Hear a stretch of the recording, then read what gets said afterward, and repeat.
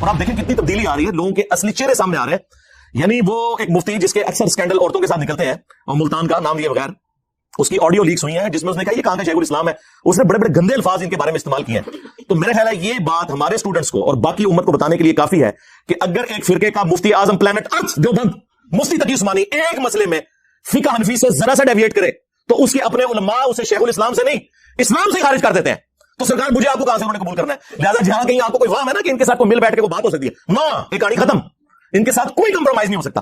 ان کے ساتھ اتنی کمپرومائز کافی ہے کہ ہم ان کے پیچھے نمازیں پڑھتے ہیں, مسجد الگ نہیں بناتے ہیں, انہیں کی مسجدوں میں نماز پڑھتے ہیں, ان کے پیچھے پڑھتے ہیں, چندہ ان کو دیتے ہیں.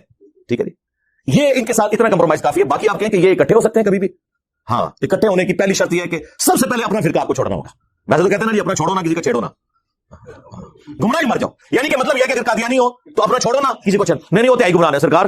تو آپ کے بارے میں بھی تو یہ کہتے ہیں نا. اور اسی وجہ سے شاہ ولی اللہ دہلوی نے اس میں یہ بھی سجیسٹ کیا کہ میری رائے یہ ہے کہ اب جب کہ ہمارے پاس احادیث کا خزانہ آ چکا ہے, ہمیں چاہیے کہ ہم ان سارے فقہاء کرام کی تعلیمات کو جوڑ کر احادیث کی روشنی میں دیکھیں اور ایک نئی فکر مرتب کریں جس میں جو مسئلے امام حنیفہ کے درست ہیں وہ لے لیے جائیں, جو امام شافعی کے درست ہیں وہ لے لیے جائیں. سرکار یہی بات تو ہم کر رہے ہیں, اور شاہ ولی اللہ دہلوی لکھ کے گئے ہیں. لیکن سرکار شاہ ولی اللہ وائرل نہیں ہوئے تھے نا, انجینئر صاحب وائرل ہو گئے.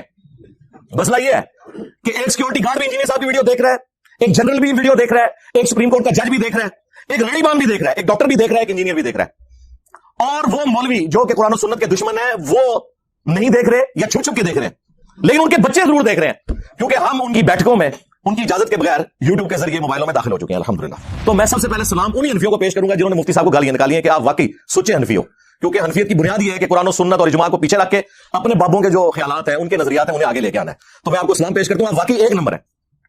اور جو دوسرے مفتی صاحب کا دفاع کر رہے ہیں میں انہیں دعوت توبہ پیش کرتا ہوں کہ یا تو وہ اپنی اس فکر کو چھوڑیں, یہ دو کشتیوں کے مسافر نہ بنے کہ بیک وقت دونوں چیزوں کو پیرلل میں آپ لے کے چل رہے ہیں. مان لے کے غلطی ہوئی ہے. ویسے تو بڑے فخریہ کہتے ہیں کہ جی وہ تو ائمہ کرام کے اقوال ہیں کہ ہماری کوئی بات بھی قرآن و سنت کے خلاف ہو تو اسے چھوڑ دو, دیکھو ہم اندھی تقلید نہیں کرتے, اور فخریہ یہ بات بتاتے ہیں. لیکن پریکٹیکلی کوئی ایک بات انہیں بتا کے بتائیں اور دیکھیں ان کے چہرے بتائیں گے کہ ان کے اوپر کیسی ناگواری آئے گی. قرآن و سنت کی دشمنی ان کی گھٹی کے اندر آ چکی ہوئی ہے. تو نبی علیہ السلام نے تو کہا کہ یہ جو پوچھ پوچھ کے چل رہے ہو نا, دیکھ لو کہ یہ جو پوچھ پوچھ کے چل رہے ہو وہ صحیح بات بتا رہے ہیں یا اللہ کی وحی کے خلاف بتا رہے ہیں. تبھی کہا نا کہ تم اپنے علماء کی باتوں کو اللہ کی شریعت کے خلاف مان لیا کرتے تھے. تو اس کا مطلب ہے کہ ہر بندے نے دیکھنا ہے کہ یہ مولوی کوڑ پہ مار رہا ہے یا سچ پہ کہتا ہے. یہی مطلب ہوا نا.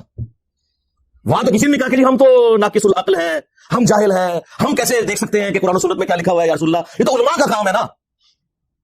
تو دیکھ لیں اس سے یہ بھی رزلٹ نکلتا ہے. اور ڈگری ان کی اس کی اوقات یہ ہے کہ بریلوی دیوبندیوں کو جاہل کہتے ہیں, دیوبندی بریلویوں کے علماء کو جاہل کہتے ہیں, سنی شیعہ کے شیعہ سنی کے. یہ ٹوٹل اوقات ہے ان کی ڈگریوں کی. اور ہماری ڈگری صحیح بخاری میں بلغوا عنی ولو آیہ, پہنچا دو میری طرف سے خواہ ایک آیت ہی آتی ہو. یہ نبی علیہ السلام نے ہماری ذمہ داری لگائی ہے. صحیح بخاری میں حدیث ہے, حضرت عبداللہ ابن عباس رضی اللہ تعالی عنہما نے جنازے میں سورہ فاتحہ پڑھی اور تھوڑی بلند آواز سے پڑھی. سنن نسائی میں یہ الفاظ موجود ہے کہ انہوں نے جہرن پڑھی, اور بعد میں انہوں نے جو مقتدی تھے انہیں بتایا کہ یہ میں نے اس لیے بلند آواز سے پڑھی ہے تاکہ تمہیں میں بتاؤں کہ جنازے میں سورہ فاتحہ پڑھنا سنت ہے, یعنی نبی علیہ السلام کا طریقہ ہے. یہ سنت وہ نہیں جو یہ مولویوں نے بنائی ہوئی ہے کہ رفع سنت ہے کہ فرض ہے, نہیں. صحابہ کرام کے زمانے میں یہ والی چلاکیاں نہیں ہوتی تھی جو یہ کرتے ہیں. سنت یعنی رسول اللہ کا طریقہ صلی اللہ علیہ وآلہ وسلم. فجر کی نماز پڑھنا بھی سنت ہے, ظہر کے 4 فرض پڑھنا بھی سنت ہے. سنت مانا طریقوں. مصنف ابن ابی شیبہ میں موجود ہے, سنن نسائی کے اندر موجود ہے. حضرت عمر فاروق رضی اللہ تعالیٰ عنہ نے کوفہ کے جو جسٹس بنائے تھے نا قاضی شورے, انہیں خط لکھا, اور اس خط میں انہوں نے لکھا کہ جب بھی تمہیں کوئی مسئلہ درپیش ہو سب سے پہلے اللہ کی کتاب میں دیکھنا, اللہ کی کتاب میں نہ پاؤ تو رسول اللہ کی سنت میں دیکھنا صلی اللہ علیہ وآلہ وسلم. سنت میں بھی نہ پاؤ تو پھر اجماع امت میں دیکھنا کہ امت کیا معاملات لے کر اجماعی طور پر چل رہی ہے. پوری امت, صرف فقہ حنفی فقہ شافعی نہیں, پوری امت. اور اگر اجماع میں بھی نہ پاؤ تو پھر تم اجتہاد کر لینا, اور نہ کرو تو بہتر ہے. انٹینڈڈ مسئلوں کو چھوڑ دو, نہ زیادہ سینگ پھنسانے کی کوشش کرنا.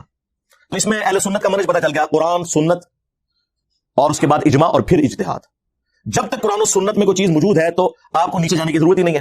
وہ صحابی کہتے ہیں جب وہ میں نے دعائیں سنی نا تو میں نے تمنا کی کہ کاش آج اس میت کی جگہ میری میت رکھی ہوتی اور اللہ کے نبی مجھ پہ یہ دعائیں پڑھ رہے ہوتے صلی اللہ علیہ وآلہ وسلم.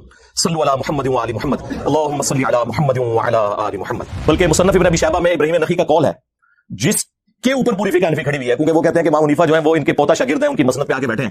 وہ کہتے ہیں سجدہ صاحب میں بھی ایک سلام ہے اور جنازے میں بھی.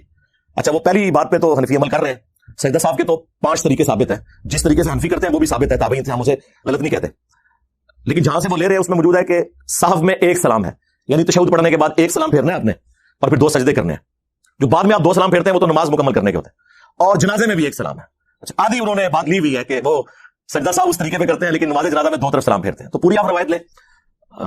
اگر کوئی دو طرف بھی پھیر لیتا ہے اس کے اوپر فتوا نہیں لگاتے, تابعین سے ثابت ہے. البتہ نبی علیہ السلام کا جو سنت طریقہ ہے وہ دائیں طرف ایک طرف سلام پھیرنا ہے. یعنی یہ عام نماز اور نماز جنازہ میں جو فرق ہے ان میں سے ایک فرق یہ بھی ہے. عرب ملکوں میں, سعودی عرب میں آپ میں سے اکثر لوگ حج عمرے کے لیے بھی گئے ہوں گے, ہر نماز کے بعد وہاں پہ جنازے ہوتے ہیں اجتماعی, اور ایک طرف بھی سلام پھیرتے ہیں اور سرن پڑھاتے ہیں. نبی علیہ السلام سے جہرن بھی نماز جنازہ ثابت ہے, لیکن آپ کا جو عمومی عمل ہے وہ سرن ہی ہے. سنن نسائی میں موجود ہے کہ نبی علیہ السلام سرن نماز جنازہ پڑھایا کرتے تھے, جس طرح ظہر اور عصر کی نماز پڑھائی جاتی ہے نا اس طرح, لیکن آپ جہرن بھی بعض اوقات پڑھاتے تھے. وہ تعلیم کے طور پہ بھی ہوتا تھا اور جواز کے طور پر بھی, دونوں طریقے سے ثابت ہے. تو بعض لوگوں نے اسے معیوب سمجھا, تو سیدہ عائشہ نے کہا کہ مجھے حیرانگی ہو رہی ہے کہ کوئی زیادہ عرصہ نہیں گزرا, نبی علیہ السلام اسی مسجد میں نماز جنازہ پڑھا کرتے تھے, آپ نے بدری اصحاب کا نماز جنازہ اس کے اندر پڑھا ہے, اور تم میں بعض لوگ اسے معیوب سمجھ رہے ہیں. اچھا, اس حدیث سے دو رزلٹ نکلے. ایک تو یہ کہ عورت بھی نماز جنازہ پڑھ سکتی ہے. عموماً جو یہ عورتوں کی مانیت کی جاتی ہے نا, وہ بے صبری کی وجہ سے نماز جنازہ کے ساتھ نہیں ہو جائیں گی, لیکن جنازہ پڑھ سکتی ہیں. عرب میں تو پڑھتی ہیں جس نماز پڑھتی ہیں مسجد میں. اور دوسرا یہ بھی ثابت ہوا کہ مسجد میں بھی نماز جنازہ درست بلکہ سنت ہے. اور تیسری ایک اور بات بھی ثابت ہوئی کہ جو کیڑے نکالنے والے ہیں نا, اور قرآن و سنت کو کم فہمی کی وجہ سے اگنور کرنے والے ہیں, وہ اس زمانے میں بھی موجود تھے. ظاہر وہ بریلوی جو بندی تو نہیں تھے نا جو مخالفت کر رہے تھے, ظاہر نیو مسلم ہوں گے, انہیں چیزوں کا اتنا آئیڈیا نہیں ہوگا. اور عائشہ نے ان کی سلام اللہ علیہ اصلاح فرمائی. فقہ حنفی کے 3 بڑے مسائل ایسے ہیں جو جس سے وہ خود رجوع کر چکے ہیں.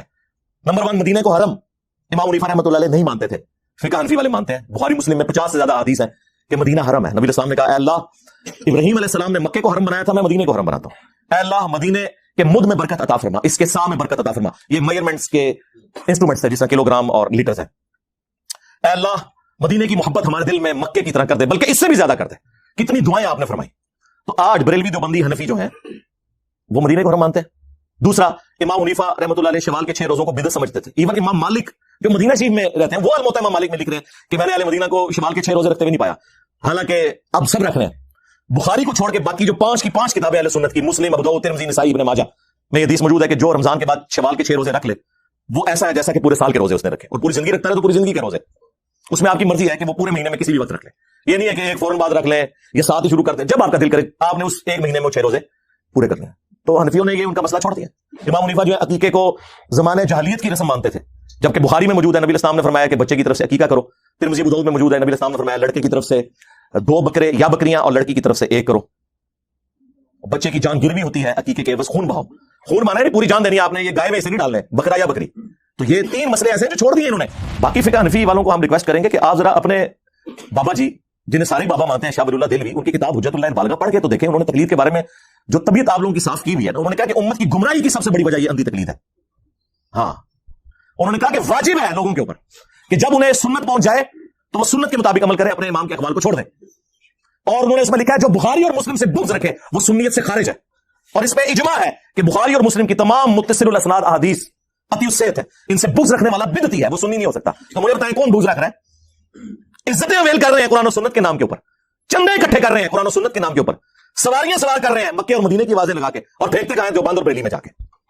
اور جو شخص انہیں کہتا ہے کہ بھائی ان بابوں سے دستبردار ہو, اپنی نسبت اس کے ساتھ مضبوط کرو جس کی قبر مدینے میں صلی اللہ علیہ وآلہ وسلم, تو یہ کہتے ہیں کوئی نیا فرقہ لے کے آ گیا. نیا نہیں لے کے آیا سرکار, یہ مرنے سے پہلے اے مسلمان کر لیں اس پہ غور. کتابوں کا خدا اور ہے, بابوں کا خدا اور. بابے بھی اسی خدا کو مانتے ہیں لیکن ان کوالٹیز کے ساتھ نہیں جو وحی کے ذریعے آئی ہیں, بلکہ ان کوالٹیز کے ساتھ جو ان کے بزرگوں نے تعلیم فرمائی ہے. تو دیکھیں سرکار پھر اللہ نے تھوڑے بلا کیڑی چھڑی ہے. ہاں, جڈی گمراہی سی نا اڈی اڈی بلا چھڑ دیتی ہے. میرے نبی سا ہے ہی کوئی نہیں, تیرے بابے تھے شاہ ہی کوئی نہیں. ٹھیک ہے نا. ہاں, الحمدللہ رب العالمین والصلاة والسلام علی سید الانبیاء والمرسلین وعلی آلہ واصحابہ اجمعین الی یوم الدین. الحمدللہ آج 4 دسمبر 2022 کو سنڈے کے دن ہمارا یہ پبلک سیشن نمبر 71 منعقد ہونے جا رہا ہے. آپ کے سوالات ریئل ٹائم پرچیوں کی شکل میں میرے پاس آ چکے ہیں, لیکن انہیں ڈسکس کرنے سے پہلے اس ویک کا ایک کرنٹ ایشو جو ایک ریلیجن کے پوائنٹ آف ویو سے بون آف کنٹینشن بنا, وہ مفتی تقی عثمانی صاحب حفظہ اللہ تعالی نے اپنے بڑے بھائی مفتی رفیع عثمانی رحمہ اللہ تعالی کا جنازہ پڑھایا. اور ٹیکنالوجی نے جہاں کہیں پہ بھی اپنے پنجے گاڑے ہیں تو بڑے لوگوں کو ایکسپوز کر دیا, ہر اعتبار سے لوگ ایکسپوز ہوئے ہیں. اب وہ ان کی بدقسمتی تھی یا اس عوام کی خوش قسمتی تھی کہ وہ کالر مائک بالکل قریب لگا ہوا تھا, پڑھ رہے وہ سرن تھے, لیکن سورۃ الفاتحہ پڑھتے ہوئے آواز باہر آ گئی, بس اس کی وجہ سے پھر ادھم مچ گیا. عین ممکن ہے انہوں نے جان بوجھ کے خود تھوڑا سا اونچا پڑھا ہو, لیکن وہ اونچا پڑھنے کی ضرورت نہیں ہے, وہ پڑھ رہے ویسے سرگوشی میں تھے, لیکن وہ آواز باہر آئی, اور جو فرقہ باز ہوتے ہیں ان کے تو کان فوراً کھڑے ہو جاتے ہیں کہ یہ کیا ہو رہا ہے. اور اس کے بعد دو طبقات بن گئے.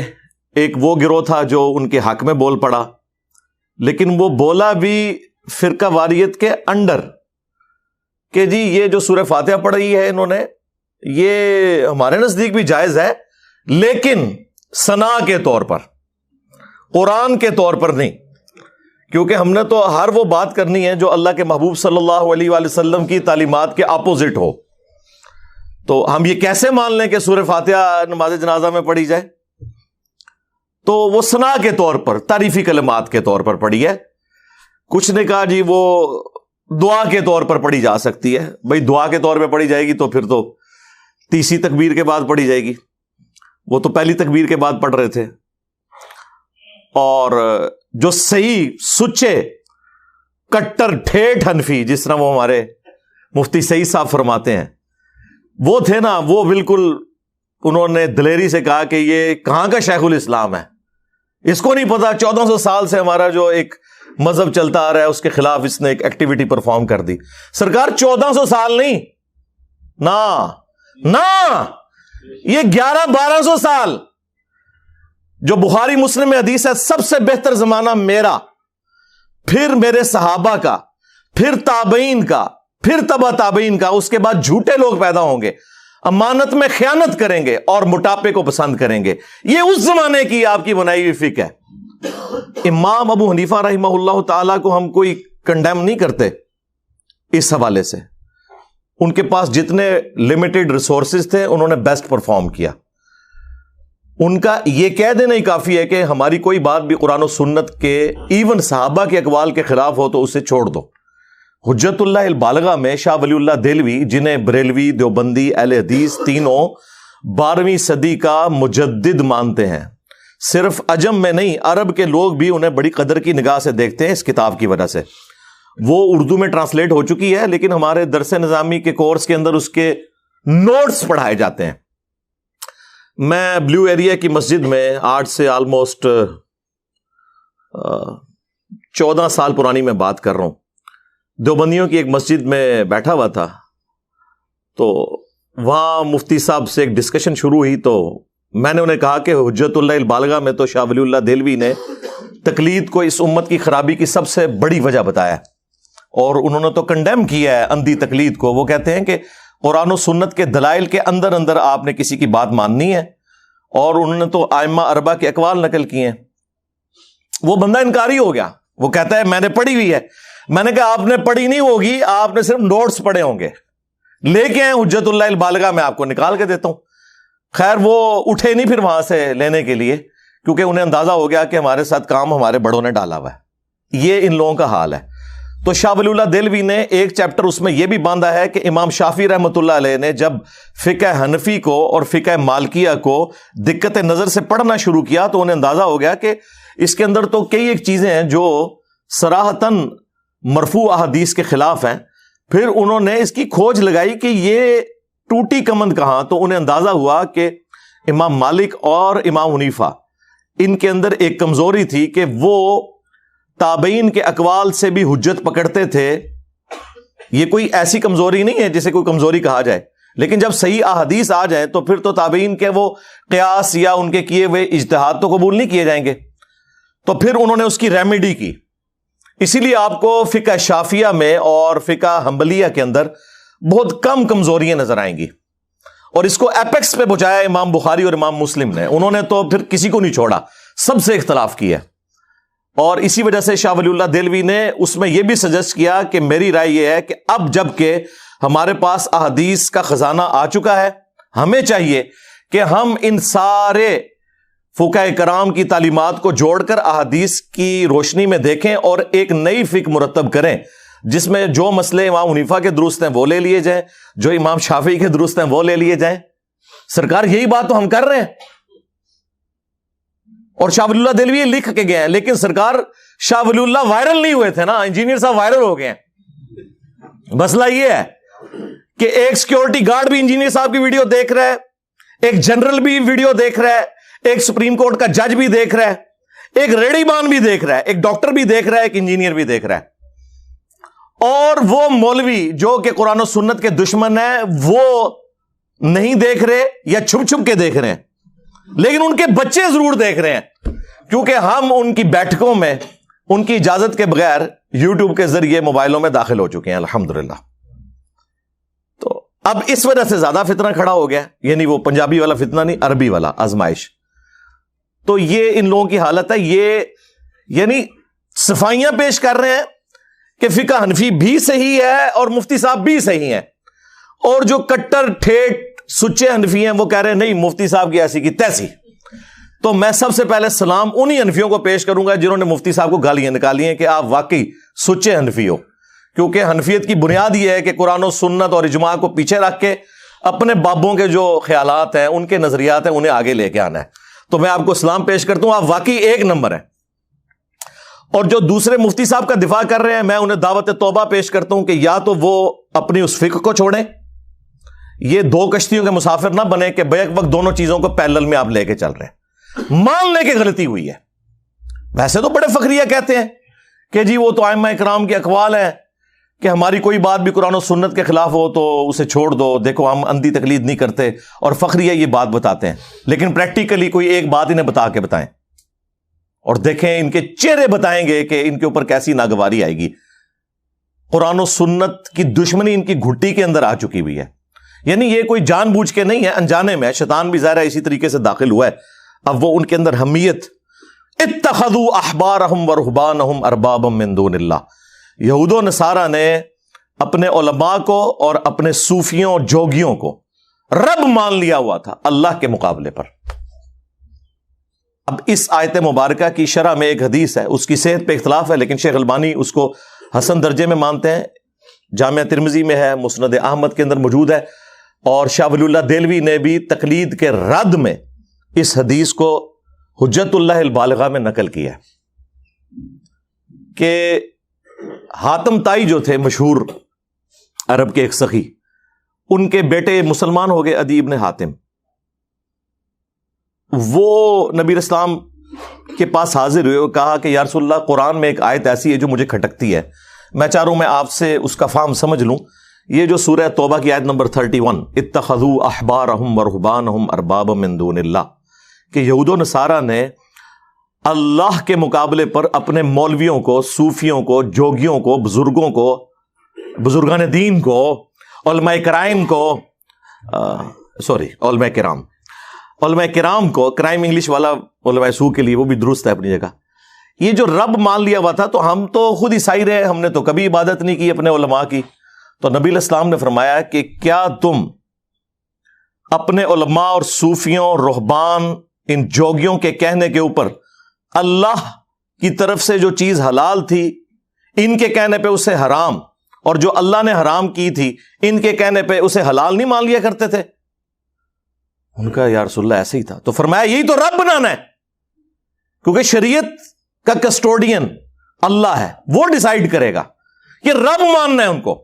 نہیں جی، نبی علیہ السلام نے آپ کا ایک مسئلہ حل کر دیا۔ جو میرے اوپر بڑی تہمت لگاتے ہیں نا، یہ کہتا ہے جی وہ ڈائریکٹ دیکھیں کہ قرآن و سنت میں کیا ہے، بزرگان دین سے اور علماء سے پوچھ کے نہ چلیں۔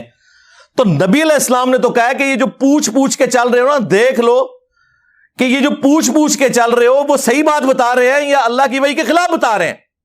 تبھی کہا نا کہ تم اپنے علماء کی باتوں کو اللہ کی شریعت کے خلاف مان لیا کرتے تھے۔ تو اس کا مطلب ہے کہ ہر بندے نے دیکھنا ہے کہ یہ مولوی کوڑ پہ ماردا ہے یا سچ پہ کہندا ہے، یہی مطلب ہوا نا۔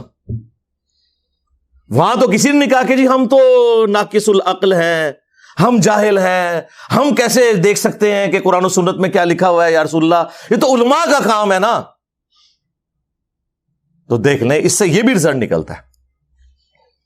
اور ڈگری ان کی، اس کی اوقات یہ ہے کہ بریلوی دیوبندیوں کو جاہل کہتے ہیں، دیوبندی بریلویوں کے علماء کو جاہل کہتے ہیں، سنی شیعہ کے، شیعہ سنی کے۔ یہ ٹوٹل اوقات ہے ان کی ڈگریوں کی۔ اور ہماری ڈگری صحیح بخاری میں بلغوا عنی ولو آیا، پہنچا دو میری طرف سے خواہ ایک آیت ہی آتی ہو. یہ نبی علیہ السلام نے ہماری ذمہ داری لگائی ہے.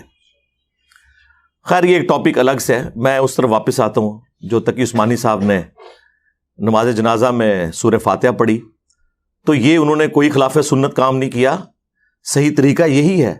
صحیح بخاری میں حدیث ہے، حضرت عبداللہ ابن عباس رضی اللہ تعالی عنہما نے جنازے میں سورہ فاتحہ پڑھی اور تھوڑی بلند آواز سے پڑھی. سنن نسائی میں یہ الفاظ موجود ہیں کہ انہوں نے جہرن پڑھی، اور بعد میں انہوں نے جو مقتدی تھے انہیں بتایا کہ یہ میں نے اس لیے بلند آواز سے پڑھی ہے تاکہ تمہیں میں بتاؤں کہ جنازے میں سورہ فاتحہ پڑھنا سنت ہے، یعنی نبی علیہ السلام کا طریقہ ہے. یہ سنت وہ نہیں جو یہ مولویوں نے بنائی ہوئی ہے کہ رفع دین سنت ہے کہ فرض ہے، نہیں. صحابہ کرام کے زمانے میں یہ والی چلاکیاں نہیں ہوتی تھیں جو یہ کرتے ہیں. سنت یعنی رسول اللہ کا طریقہ صلی اللہ علیہ وآلہ وسلم. فجر کی نماز پڑھنا بھی سنت ہے، ظہر کے 4 فرض پڑھنا بھی سنت ہے. سنت مانا طریقوں.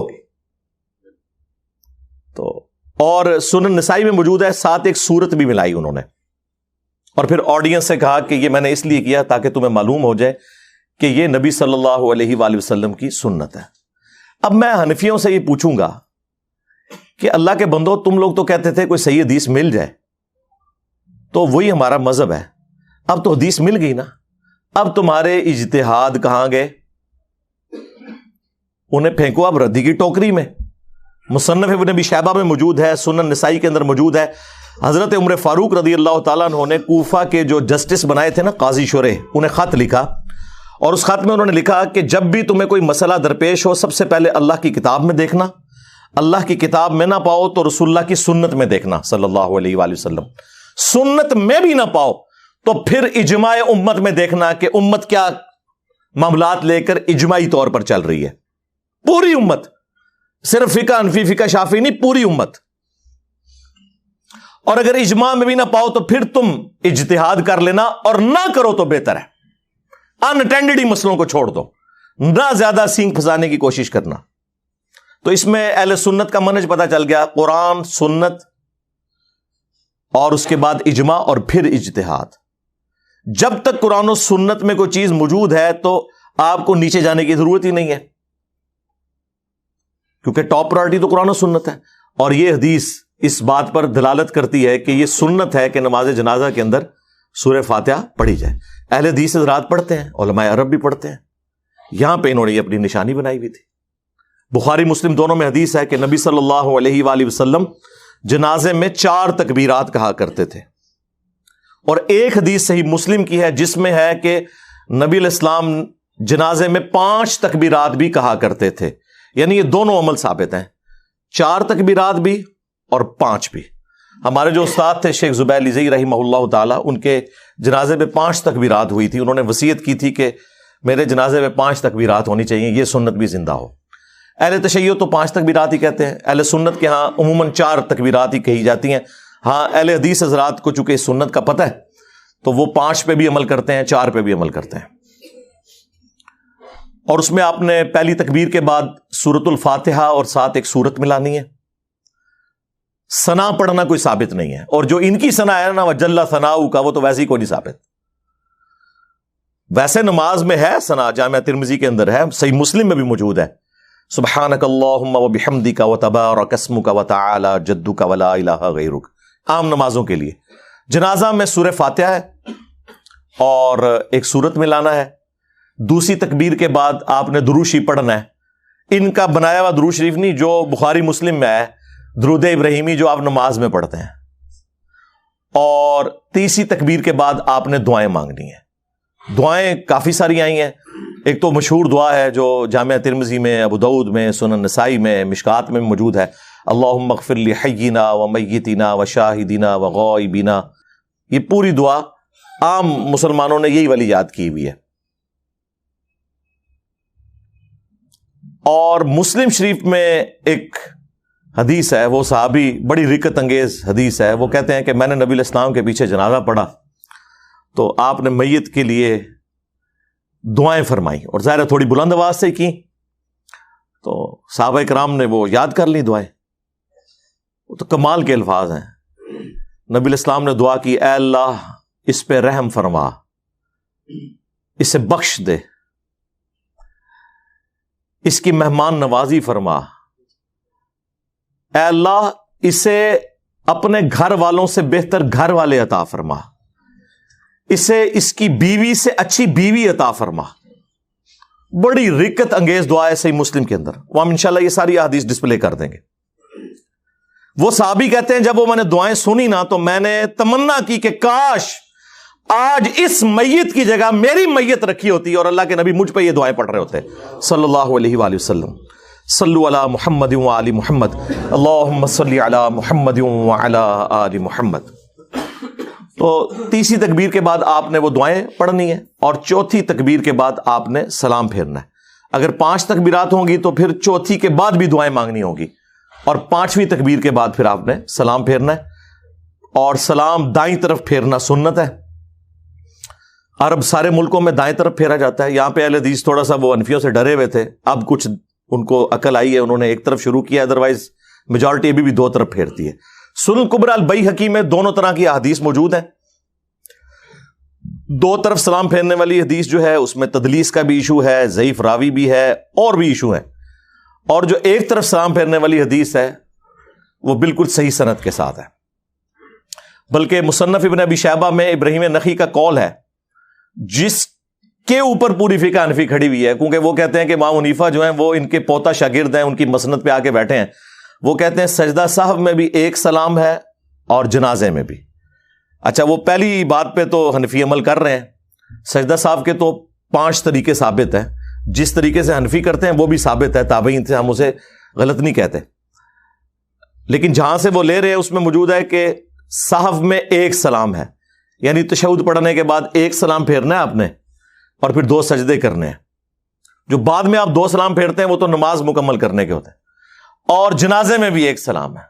اچھا, آدھی انہوں نے بات لی ہوئی ہے کہ وہ سجدہ صاحب اس طریقے پہ کرتے ہیں لیکن نماز جنازہ میں 2 طرف سلام پھیرتے ہیں. تو پوری آپ روایت لیں. اگر کوئی 2 طرف بھی پھیر لیتا ہے ہم اس کے اوپر فتویٰ نہیں لگاتے, تابعین سے ثابت ہے. البتہ نبی علیہ السلام کا جو سنت طریقہ ہے وہ دائیں طرف ایک طرف سلام پھیرنا ہے. یعنی کہ عام نماز اور نماز جنازہ میں جو فرق ہے ان میں سے ایک فرق یہ بھی ہے. عرب ملکوں میں, سعودی عرب میں آپ میں سے اکثر لوگ حج عمرے کے لیے بھی گئے ہوں گے, ہر نماز کے بعد وہاں پہ جنازے ہوتے ہیں اجتماعی, اور ایک طرف ہی سلام پھیرتے ہیں اور سرن پڑھاتے ہیں. نبی علیہ السلام سے جہرن بھی نماز جنازہ ثابت ہے, لیکن آپ کا جو عمومی عمل ہے وہ سرن ہی ہے. سنن نسائی میں موجود ہے کہ نبی علیہ السلام سرن نماز جنازہ پڑھایا کرتے تھے, جس طرح زور اور عصر کی نماز پڑھائی جاتی ہے نا اس طرح. لیکن آپ جہرن بھی بعض اوقات پڑھاتے تھے. وہ تعلیم کے طور پہ بھی ہوتا تھا اور جواز کے طور پر بھی, دونوں طریقے سے ثابت ہے. جس طرح اہل حدیث تو عموماً ایک طریقے کو فالو کرتے ہیں, حنفی بھی خاص ایک ہی طریقے کو فالو کرتے ہیں. دونوں طریقے درست ہیں. اہل حدیث کے پیچھے آپ جنازہ پڑھیں تو آپ کو لگتا ہے آپ جنازہ پڑھ کے نکلیں, اور دیوبندی اور بریلوی علماء جنازہ ان کا ہوتا ہے تقریباً 40 سیکنڈ کا, اور اس کے بعد 5 منٹ کی دعا ہو رہی ہوتی ہے. بریلوی دعا کرواتے ہیں, دیوبندی اعلانات کرتے رہتے ہیں کہ جی 3 دن بعد یہ ہوگا اور 5ویں دن یہ ہوگا اور فلاں چیز یہ ہوگی.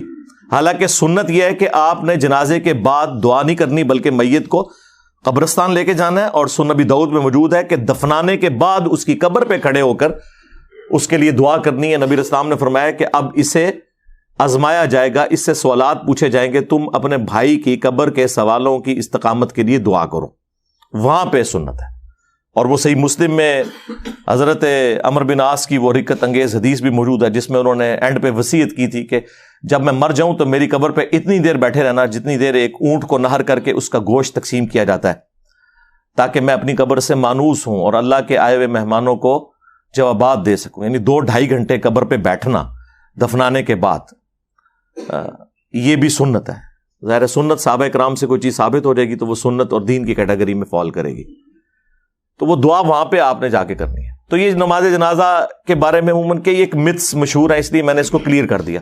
اسی طریقے سے حنفیوں میں آپ دیکھیں گے وہ انہوں نے ایک چیز پکی پکڑی ہوئی ہے کہ نماز جنازہ صرف جنازہ گاہ میں ہوگا یا گراؤنڈ میں ہوگا, مسجد میں نہیں وہ پڑھنے دیتے. ایون کئی مسجدیں ہیں نا تو مسجد کے باہر وہ میت رکھ کے نا نماز جنازہ پڑھ رہے ہوتے ہیں, مسجد کے اندر نہیں پڑھتے. یہ ٹھیک ہے کہ آپ علیہ السلام کی عمومی سنت اور افضل عمل یہی ہے کہ آپ نے جنازہ گاہ یا عیدگاہ میں پڑھنی ہے نماز جنازہ, بخاری مسلم میں احادیث ہے. لیکن سرکار مسلم شریف میں یہ ایک حدیث موجود ہے کہ سعد ابن ابی وقاص جب فوت ہوئے, فاتح ایران المتوفا 56 ہجری, جو قادسیہ میں حضرت عمر نے جنہیں امیر لشکر بنا کے بھیجا تھا, اور یہ آخر میں فوت ہونے والے بدری اصحاب میں سے ہیں. یہ حضرت معاویہ رضی اللہ تعالیٰ عنہ کے دور میں فوت ہوئے, ان کے بعد دنیا میں کوئی بدری صحابی زندہ نہ رہا. بہرحال جب وہ فوت ہوئے تو سیدہ عائشہ نے صحابہ کرام سے کہا کہ سعد کی میت لا کے میرے حجرے کے باہر رکھو. اب حجرہ ایڈجسنٹ تھا مسجد نبوی شریف کے, تو میت مسجد میں رکھنی پڑ رہی تھی, اور اما عائشہ نے کہا کہ میں نے اس کا جنازہ پڑھنا ہے تو یہاں لا کے اسے رکھو میت کو. تو بعض لوگوں نے اسے معیوب سمجھا, تو سیدہ عائشہ نے کہا کہ مجھے حیرانگی ہو رہی ہے کہ کوئی زیادہ عرصہ نہیں گزرا, نبی علیہ السلام اسی مسجد میں نماز جنازہ پڑھا کرتے تھے, آپ نے بدری اصحاب کا نماز جنازہ اس کے اندر پڑھا ہے, اور تم میں بعض لوگ اسے معیوب سمجھ رہے ہیں. اچھا, اس حدیث سے دو رزلٹ نکلے. ایک تو یہ کہ عورت بھی نماز جنازہ پڑھ سکتی ہے. عموماً جو یہ عورتوں کی ممانعت کی جاتی ہے نا, وہ بے صبری کی وجہ سے. نماز جنازہ کے ساتھ نہیں وہ جائیں گی, لیکن جنازہ پڑھ سکتی ہیں. عرب میں تو پڑھتی ہیں جس طرح نماز پڑھتی ہیں مسجد میں. اور دوسرا یہ بھی ثابت ہوا کہ مسجد میں بھی نماز جنازہ درست بلکہ سنت ہے. اور تیسری ایک اور بات بھی ثابت ہوئی کہ جو کیڑے نکالنے والے ہیں نا, اور قرآن و سنت کو کم فہمی کی وجہ سے اگنور کرنے والے ہیں, وہ اس زمانے میں بھی موجود تھے. ظاہر ہے وہ بریلوی دیوبندی تو نہیں تھے نا جو مخالفت کر رہے تھے. ہاں, ظاہر ہے نیو مسلم ہوں گے, انہیں ان چیزوں کا اتنا آئیڈیا نہیں ہوگا. اور اما عائشہ نے ان کی سلام اللہ علیہا اصلاح فرمائی. تو یہ ساری چیزیں بھی ساتھ میں اس لیے کلیئر کر رہا ہوں تاکہ آپ کو یہ جو متس مشہور ہوئی ہیں نا عجیب و غریب قسم کی عوام الناس کے اندر, وہ آپ کو کلیئر ہو کہ یہ قرآن و سنت کی تعلیمات بالکل اس حوالے سے واضح ہیں کہ آپ نے سنت طریقے پہ کس طریقے سے نماز جنازہ کو ادا کرنا ہے. باقی نبی صلی اللہ علیہ وآلہ وسلم کے بارے میں بھی, اور عبداللہ ابن عمر سے بھی آتا ہے المصنف ابن ابی شیبہ میں, المصنف عبد الرزاق کے اندر, کہ وہ ہر تکبیر کے اوپر رفع الیدین بھی کرتے تھے. یعنی آپ نے جتنی تکبیرات کہنی ہے نا, تو اللہ اکبر کے ساتھ آپ نے ہاتھوں کو بھی بلند کرنا ہے. نماز جنازہ ہو, نماز عیدین ہو, قیام کی حالت میں جب بھی تکبیر کہی جائے گی نا, تو آپ نے رفع الیدین کرنا ہے. یہ اصولی حدیث سنن نبی داؤد کے اندر موجود ہے کہ نبی علیہ السلام رکوع سے پہلے جب بھی تکبیر کہتے تھے نا, تو رفع الیدین کرتے تھے. کوئی بھی تکبیر ہوتی تھی, چاہے وہ عیدین کی ہو, چاہے وہ جنازہ کی ہو, ایون وطر کی دعا سے پہلے بھی اگر آپ تکبیر کہیں تو آپ رفع الیدین کریں, اور اس کے بعد دعائے قنوت پڑھیں. تو یہ سنت ہے. اس کے بعد آپ کی مرضی ہے, آپ نے ہاتھ باندھ کے نماز جنازہ پڑھنا ہے یا ہاتھ کھول کے. وہ عام نماز میں بھی دونوں طریقے سے سنت ہے. میری اس کے اوپر کئی ایک ویڈیوز ریکارڈڈ ہیں, وہ آپ دیکھ سکتے ہیں. باقی فقہ حنفی والوں کو ہم ریکویسٹ کریں گے کہ آپ ذرا اپنے بابا جی, جنہیں سارے ہی بابا مانتے ہیں, شاہ ولی اللہ دہلوی, ان کی کتاب حجت اللہ البالغہ پڑھ کے تو دیکھیں. انہوں نے تقلید کے بارے میں جو طبیعت آپ لوگوں کی صاف کی ہوئی ہے نا, انہوں نے کہا کہ امت کی گمراہی کی سب سے بڑی وجہ یہ اندھی تقلید ہے. ہاں, انہوں نے کہا کہ واجب ہے لوگوں کے اوپر کہ جب انہیں سنت پہنچ جائے تو وہ سنت کے مطابق عمل کریں, اپنے امام کے اقوال کو چھوڑ دیں. اور انہوں نے اس میں لکھا ہے جو بخاری اور مسلم سے بغض رکھے وہ سنیت سے خارج ہے. اور اس پہ اجماع ہے کہ بخاری اور مسلم کی تمام متصل الاسناد احادیث قطعی الصحت ہیں. ان سے بغض رکھنے والا بدعتی ہے, وہ سنی نہیں ہو سکتا. تو مجھے بتائیں کون بغض رکھ رہا ہے؟ عزتیں اویل کر رہے ہیں قرآن و سنت کے نام کے اوپر, چندے اکٹھے کر رہے ہیں قرآن و سنت کے نام کے اوپر, سواریاں سوار کر رہے ہیں مکے اور مدینے کی آوازیں لگا کے, اور پھینکتے کہاں ہیں دیوبند اور بریلی میں جا کے. اور جو شخص انہیں کہتا ہے کہ بھائی ان بابوں سے دستبردار ہو, اپنی نسبت اس کے ساتھ مضبوط کرو جس کی قبر مدینے میں صلی اللہ علیہ وآلہ وسلم, تو یہ کہتے ہیں کوئی نیا فرقہ لے کے آ گیا. نیا نہیں لے کے آیا سرکار, یہ مرنے سے پہلے اے مسلمان کر لے اس پہ غور, کتابوں کا خدا اور ہے, بابوں کا خدا اور. بابے بھی اسی خدا کو مانتے ہیں, لیکن ان کوالٹیز کے ساتھ نہیں جو وحی کے ذریعے آئی ہیں, بلکہ ان کوالٹیز کے ساتھ جو ان کے بزرگوں نے تعلیم فرمائی ہیں. تو دیکھیں سرکار پھر اللہ نے تو بلا کیڑی چھڈی ہے. ہاں جڈی گمراہی سی نا اڈی وڈی بلا چھڑ دیتی ہے. میرے نبی سا ہے ہی کوئی نہیں, تیرے بابے تے شے ہی کوئی نہیں. ٹھیک ہے نا. ہاں تو وہ آپ یہ دیکھیں, یہ جب کبھی گمراہی بڑے لیول کی آتی ہے نا تو اس کے آگے پھر ہرڈل اور رکاوٹ اور اسے ختم کرنے کے لیے اسی لیول کی بڑی آواز پھر بلند ہوتی ہے. اور یہ یقین کریں کہ مجھے بھی نہیں پتا کہ مجھے کس طریقے سے اللہ تعالیٰ نے لا کے تو اس پلیٹ فارم پہ اتنی دلیری کے ساتھ کھڑا کر دیا. یہ انسان اپنی مرضی سے کچھ نہیں کر سکتا. اللہ تعالیٰ وقت کے ساتھ حالات و واقعات فیوریبل کرتا ہے.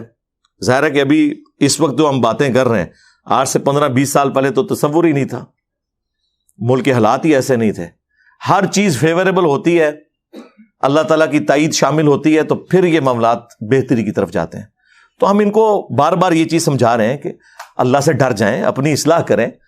اور جو آپ فخریہ بتاتے ہیں کہ ہم اندھے مقلد نہیں ہیں, اور کئی جگہ پہ واقعی آپ لوگوں نے اپ رائٹ ہونے کا ثبوت دیا ہے. مثلا فقہ حنفی کے 3 بڑے مسائل ایسے ہیں جس سے وہ خود رجوع کر چکے ہیں.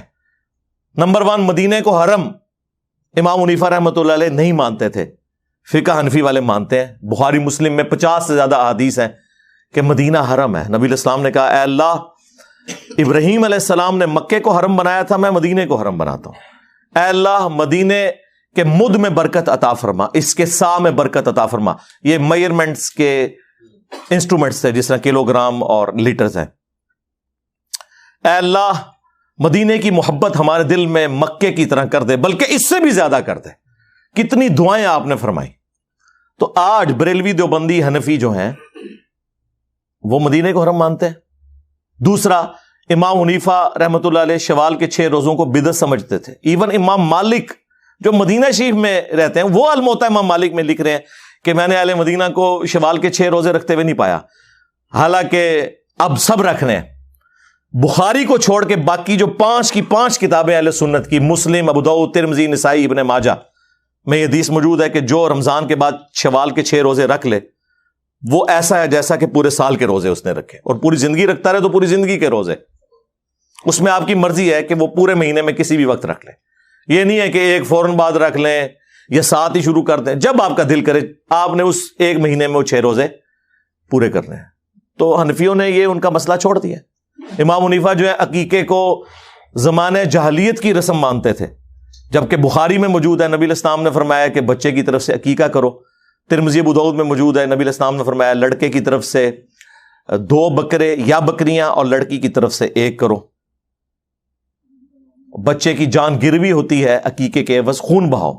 خون مانا ہے نہیں پوری جان دینی ہے آپ نے, یہ گائے میں اسے نہیں ڈالنے, بکرا یا بکری. تو یہ 3 مسئلے ایسے ہیں جو چھوڑ دیے انہوں نے. باقی جو کسی کو وہم آ جاتا ہے نا, یار وہ اتنے بڑے بزرگ سے کیسے بات چھپی رہے گی, اور چھڑ دو, ان سے بڑے بڑے بزرگوں سے باتیں چھپی رہ گئی ہیں. بخاری مسلم دونوں میں حدیث ہے, حضرت عمر امیر المومنین ہے, ان کے دور کے اندر حضرت ابو ہریرہ رضی اللہ تعالیٰ عنہ اور حسان ابن ثابت مسجد نبوی میں بیٹھے ہوئے ہیں. حضرت حسان جو ہیں وہ انہیں نعتیہ شعر سنا رہے ہیں. حضرت عمر وہاں سے گزرے, کہا کچھ نہیں, صرف دیکھا. انہوں نے کہا عمر اس طرح نہ دیکھ میری طرف, تجھ سے بہتر شخص مسجد میں ہوتا تھا, میں اسے بھی نعتیہ شعر سناتا تھا. حضرت عمر کا اتنا روب ہے. اور دیکھیں حضور کے اسٹوڈنٹس کتنے دلیر ہیں. یعنی یہ وہی ہے کہ شاعری کوئی نہیں, ہاں یہ وہی ہے. ہاں تو حضرت عمر نے کہا کہ اپنا گواہ لے کے آؤ. انہوں نے کہا یہ ابو ہریرہ بیٹھے ہیں, ان سے پوچھے. تو حضرت ابو ہریرہ نے کہا کہ میں گواہی دیتا ہوں کہ نبی علیہ السلام نہ صرف حضرت حسان سے نعتیہ شعر سنتے تھے بلکہ دعا فرمایا کرتے تھے, اے اللہ حسان کی مدد فرما روح قدس کے ذریعے, جس طرح تو نے عیسیٰ ابن مریم کی مدد فرمائی تھی. وہ ایدناہ بروح القدس. تو حضرت عمر وہاں سے چلے گئے. انہوں نے یہ نہیں کہا کہ علیکم بسنتی و سنت الخلفاء الراشدین المہدیین. انہیں پتا تھا کہ یہ اسی صورت میں ہے جب قرآن و سنت کے انڈر ہو, جہاں کی مجھ سے مس ہینڈلنگ ہوگی تو میں رجوع کروں گا. دوسرا اس سے یہ رزلٹ نکلا کہ بڑے سے بڑے شخص سے بھی حدیث چھپی ہو سکتی ہے. حضرت عمر سے بڑا کون تھا؟ تو اگر حضرت عمر کو یہ حدیث نہیں پتا تھی تو امام حنیفہ کو اگر کوئی حدیث نہیں پہنچی تو اس میں کون سا مسئلہ ہے؟ اور تیسرا، حضرت ابو ہریرہ کو حجت مانتے تھے حضرت عمر، لہذا وہ جو ان کے بارے میں پروپیگنڈا ہوتا ہے کہ وہ ان کی حدیثیں قبول نہیں کرتے تھے، یہ بالکل غلط بات ہے. ویسے الگ سے اس پہ میری ویڈیو ریکارڈ ہو چکی ہے. ایک اور مثال، وہ بھی بخاری مسلم دونوں میں. حضرت ابو ہریرہ نبی الاسلام کی وفات کے بعد 30 سال تک یہ فتویٰ دیتے تھے کہ جس شخص کے اوپر غسل فرض ہو وہ روزہ نہیں رکھ سکتا. 30 سال میں نے کیلکولیٹ کیے، کیونکہ اس وقت مدینے کا گورنر مروان بن حکم تھا، اور مروان بن حکم حضرت معاویہ کے دور میں رضی اللہ تعالیٰ عنہ گورنر مدینہ بنا. حضرت عائشہ تک جب بات پہنچی تو انہوں نے فرمایا کہ نبی علیہ السلام تو جنبی ہوتے تھے اور فجر کا وقت داخل ہونے کے بعد غسل اتارا کرتے تھے اور روزہ رکھ لیا کرتے تھے. جب حضرت ابو ہریرہ تک یہ بات پہنچی تو انہوں نے اپنے فتوے سے رجوع کر لیا. یار اگر حضرت ابو ہریرہ جو سب سے زیادہ احادیث روایت کرنے والے ہیں ان سے کوئی حدیث چھپی رہ گئی ہے، سرکار تو آڑے بابے تے شاہی کوئی نہیں. دیکھو کیسا یونیورسل جملہ آپ کو دیا ہے. ابو ہریرہ جیسا ہے ہی کوئی نہیں، تیرا بابا تے شاہی کوئی نہیں. ان سے بھی تو رہ گئی نا ایک بات، اوور لک ہوگی. اس طرح کی کئی ایک مثالیں میں نے مسئلہ 197 ریکارڈ کروا دی ہے، جسے شوق ہے نا. مسئلہ 197، اماموں کی 4 اماموں کی تقلید اور اماموں کی گستاخی کا الزام. بھائی اماموں کی گستاخی تو آپ لوگ کر رہے ہیں. اماموں نے کب کہا ہے کہ آپ انہیں اللہ اور اس کے محبوب صلی اللہ علیہ وآلہ وسلم کے مقابلے پہ پوجنا شروع کر دیں؟ انہیں تو اپنی آخرت کی فکر تھی. انہوں نے کب اس طرح کی تعلیمات دی ہیں؟ یہ آپ لوگوں نے ان کے ساتھ غلط چیزیں منسوب کر دی ہیں. بخاری مسلم میں حدیث ہے، مولا علی اس کے راوی ہیں. وہ کہتے ہیں کہ ایک انصاری کو نبی الاسلام نے امیر بنا کے بھیجا، کچھ صحابہ کو ایک مہم پر روانہ کیا، اور اس امیر کو اتنا غصہ آیا کہ اس نے اپنے سب آرڈینیٹس کو کہا کہ ایک آگ کا الاؤ جلاؤ. اور جب خوب بھڑک گیا تو اس نے کہا کہ میں تمہارا امیر ہوں، میری اطاعت رسول اللہ کی اطاعت اور رسول اللہ کی اطاعت اللہ کی اطاعت ہے، اور میری نافرمانی رسول اللہ کی نافرمانی اور رسول اللہ کی نافرمانی اللہ کی نافرمانی ہے. اب میں تمہیں حکم دیتا ہوں کہ اس آگ میں کودو. تو وہ حنفی ہوتے تو شاید کود ہی جاتے ہیں، ویسے انہیں بھی نہیں کودنا. ایک گالی کر دیں تقلید دی. تو انہوں نے کہا کہ ہم آگ سے بچنے ہی کے لیے تو رسول اللہ کے دامن کرم میں آئے تھے، تو پھر ہمیں آگ میں پھینک رہا ہے. تو ہمارا امیر ہے لیکن تیری یہ بات نہیں مانیں گے.